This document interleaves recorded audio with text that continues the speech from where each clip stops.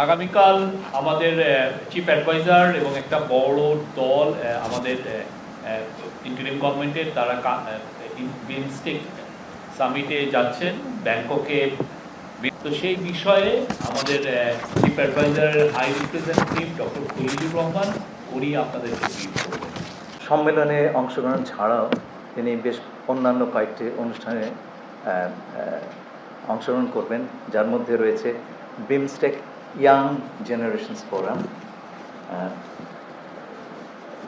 যে অনুষ্ঠানে উনি কিনোট স্পিকার হিসাবে আমন্ত্রিত হয়েছেন। এছাড়াও তিনি বেশ কয়েকটি মিডিয়াতে ইন্টারভিউ দেবেন, তার মধ্যে রয়েছে TNN world, South China Morning Post, Bangkok Post, Thairath newspaper ইত্যাদি খ্যাতনামা মিডিয়া এবং সংবাদপত্র। এইবারের বিমস্টেক সম্মেলনের কয়েকটা বিশেষ গুরুত্ব রয়েছে। প্রথমত, বিমস্টেক গত 25 বছর ধরে এক্সিস্ট করলেও তার কর্মকাণ্ড আরও বিস্তৃত হবার এবং শক্তিশালী হবার প্রয়োজনীয়তা রয়েছে, এবং সেই উদ্দেশ্যে বিমস্টেক ব্যাংকক ভিশন 2030 এই কৌশলপত্রটি এইবার সম্মেলনে গৃহীত হবে। এর প্রধান বিষয়গুলি হচ্ছে, মূল এইম হচ্ছে to build a prosperous, resilient and open BIMSTEC. আর তার প্রায়োরিটি এরিয়াস হচ্ছে অর্থনৈতিক প্রবৃদ্ধি এবং আপনার দারিদ্র্য নিরসন, crisis prevention, environmental sustainability, inclusive regional cooperation through strengthened connectivity, trade, disaster response এবং climate actions. এছাড়াও রয়েছে people to people cooperation. বিমস্টেকের দিক নির্দেশনার জন্য একটা এমিনেন্ট পার্সনস গ্রুপ তৈরি করা হয়েছিল। তার রিপোর্টটি এই সম্মেলনে অ্যাডপ্টেড হবে, এবং সেখানে 7টি কর্মক্ষেত্র আইডেন্টিফাই করা হয়েছে অ্যাজ ফোকাস এরিয়াস। তার মধ্যে রয়েছে, এগুলো বলা হচ্ছে 7টা pillar: agriculture and food security, connectivity, environment and climate change, people to people contact, science, technology and innovation, security, trade and investment and development. এই সম্মেলনের শেষের দিন একটা গুরুত্বপূর্ণ ঘটনা ঘটবে। তা হচ্ছে আগামী চেয়ারম্যানশিপ অফ বিমস্টেক থাইল্যান্ডের প্রধানমন্ত্রীর হাত থেকে অর্পিত হবে আমাদের মাননীয় প্রধান উপদেষ্টার হাতে, এবং বিমস্টেকের পরিচালনার একটা প্রধান ভূমিকা এই সময় থেকে বাংলাদেশ পালন করে আসবে। এই সম্মেলনকালে মাননীয় প্রধান উপদেষ্টা বিমস্টেকের বিভিন্ন রাষ্ট্রের সরকারের প্রধানদের সঙ্গে আলোচনায় দ্বিপাক্ষিক বৈঠক করবেন। এছাড়াও উনি 2টি অ্যাগ্রিমেন্ট এবং MOU সাইনিংয়ের সময় উপস্থিত থাকবেন।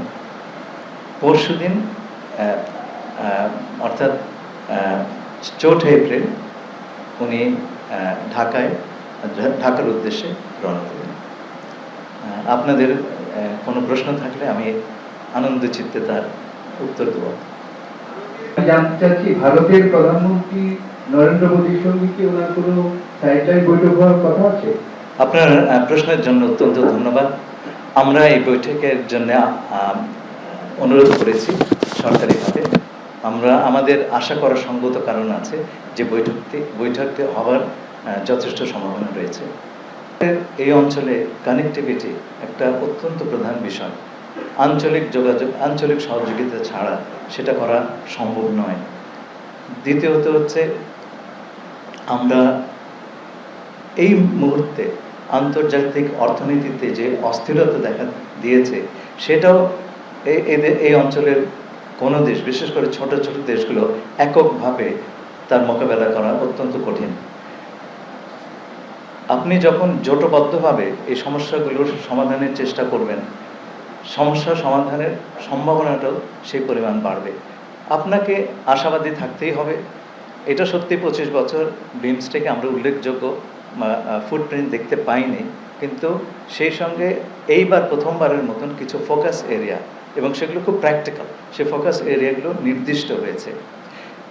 আমাদের প্রচেষ্টা থাকবে আগামী দিনগুলোতে এগুলোকে এগিয়ে নিয়ে যাওয়ার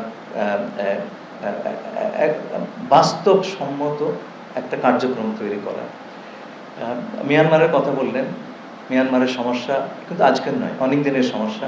তা সত্ত্বেও আপনার বাকি দেশগুলো, এবং সম্ভবত যখন হোপফুলি ভবিষ্যতের কোনো একটা সময় যখন কিছুটা শান্তি এবং স্বস্তি মিয়ানমারে ফিরে আসবে, আপনি রিজিওনাল কোঅপারেশনের মাধ্যমে যা করতে পারবেন, একক শক্তিতে কোনো দেশের পক্ষে সেটা করা খুবই দুরূহ।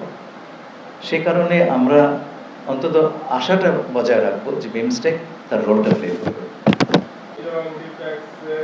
আদিবাসীদেরকে হেল্প করার জন্য যাতে বিমস্টেককে ইন্ডিয়াতে নিয়ে নিতে পারে এরকম কথাবার্তা আসছে। তো এই বিষয়ে বাংলাদেশ গভর্নমেন্টের বক্তব্য আছে কিনা? আমি আমার প্রতিক্রিয়াটা আপনাকে জানিয়ে দিচ্ছি। এই কথাটি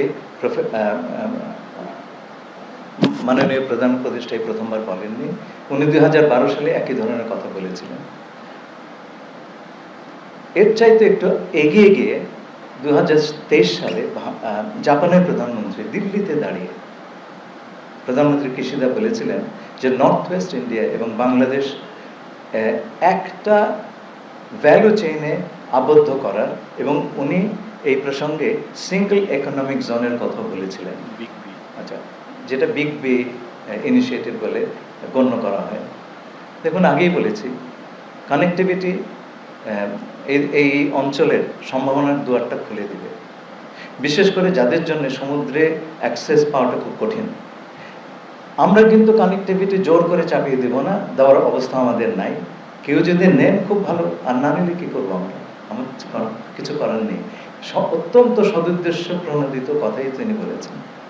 এইটা হচ্ছে, এখন যদি এর ব্যাখ্যা অন্যরকম দেওয়া হয়, আমরা তো সেই ব্যাখ্যা ঠেকাতে পারছি না। আমরা শুধু এটুকু বলতে পারবো যে আমরা কানেক্টিভিটি সকলের ইকুইটেবল বেনিফিটের জন্য আমরা দিতে আগ্রহী আছি। কেউ নেবেন তো ভালো, না নিলে নেবেন না। আমার জানা মতো আমাদের ফরেন সেক্রেটারি বলেছেন মিটিংয়ের সম্ভাবনা আছে, মিটিংটা হবে তিনি, অন্তত আমার জানা মতে সেরকম কিছু বলেন নাই। I have seen the press on this. সে কারণে আমি বলছি যে আমাদের আশাবাদী হওয়ার কারণ আছে যে মিটিংটা হতে পারে। যতক্ষণ না পর্যন্ত হচ্ছে এই বিষয়ে আমরা আগবাড়িয়ে কিছু মন্তব্য করব না। দেখুন, আমাদের মাননীয় প্রধান উপদেষ্টা একটু আগে বললাম বিমস্টেকের পরবর্তী প্রধান চেয়ারম্যান। আমরা আশা করছি সঙ্গে বিমস্টেকের আগামী দিনের কাজকর্ম নিয়ে আলোচনা করবেন। এটা হয় কিন্তু স্বাভাবিক। সেই কারণে আমরা ভাবছি যে এই সাক্ষাৎটা হওয়ার সম্ভাবনা অনেকটুকুই আছে। বিমস্টেকের একটা অ্যাগ্রিমেন্ট, এটা বিমস্টেকের অ্যাগ্রিমেন্ট হচ্ছে ম্যারিটাইম ট্রান্সপোর্ট কোঅপারেশন, সেটা স্বাক্ষরিত হবে, এবং সেই স্বাক্ষর অনুষ্ঠানে আমাদের প্রধান উপদেষ্টা উপস্থিত থাকবেন। সেই সাথে থাইল্যান্ডের সঙ্গে একটা bilateral cooperation on prevention on preventing and fighting against corruption, এটা স্বাক্ষরিত হবে, এবং সেই অনুষ্ঠানে আমরা ধারণা করছি থাইল্যান্ডের প্রধানমন্ত্রী এবং আমাদের প্রধান উপদেষ্টা উপস্থিত থাকবেন। ধন্যবাদ। প্রধান উপদেষ্টা চীন সফর করছেন, কিংবা ভারতের প্রধানমন্ত্রী নরেন্দ্র মোদীর সাথে তার বৈঠকের সম্ভাবনা আছে, এগুলো কিন্তু জিরো সাম গেম নয় যে এক জায়গাতে গেলে অন্য জায়গাতে আমাদের সম্পর্ক নষ্ট হবে। আমরা সব জায়গাতে গিয়ে আমাদের সুবিধা অনুযায়ী এবং পারস্পরিক সুবিধা অনুযায়ী যতটুকু এগোতে পারি আমরা সেইটার চেষ্টা করব। সেই কারণে আমরা সকল দেশের সঙ্গে সুসম্পর্ক বজায় রাখতে চাই, কাউকে বাদ দিয়ে আমরা এগোতে চাই না। ধন্যবাদ। রোহিঙ্গা বিষয় বা এই ধরনের রাজনৈতিক বিষয় আসলে বিমস্টেকের চার্টারে নেই, সুতরাং এগুলো আলাপ করবার পরিসরটা আমরা পাবো না। তাই বলে যে আমরা এই প্রসঙ্গে একেবারেই চুপচাপ থাকবো তা নয়। আমরা চেষ্টা করব যারা বিভিন্ন পক্ষ আছেন তাদের সঙ্গে আলাপ করতে। আমি ইতিমধ্যে সকল পক্ষের সঙ্গে আমার যোগাযোগ রেখেছি। আমি অনেক কিছু এত স্পর্শকাতর, এগুলো হচ্ছে অনেকটা এগশেলের উপর হেঁটে যাওয়ার মতন। সেই কারণে সবসময় আপনাদেরকে সবটা বলতে পারি না, সেজন্য আমি ক্ষমাপ্রার্থী। তবে আমাদের যেখানে আমরা সুযোগ পাবো এই বিষয়টি উত্থাপন এবং এগিয়ে নিয়ে যাওয়া, এটা উত্থাপন এখন বড় বিষয় নয়। আপনারা দেখবেন যখন UNHCR এর হেড এলেন, উনি বললেন যে প্রত্যাবাসনের এর একমাত্র সমাধান। সেই পথ ধরে জাতিসংঘের সেক্রেটারি জেনারেল তিনি একই কথা বললেন। এবং আপনি দেখবেন চীনের সঙ্গে যে যৌথ ঘোষণা এসছে সেখানে এক কথাই আছে, প্রত্যাবাসন। এখন প্রত্যাবাসনটা এজেন্ডা, সেইটা কিভাবে আমরা এগিয়ে নিয়ে যেতে পারি সেই কথাটাই সবার সঙ্গে হবে।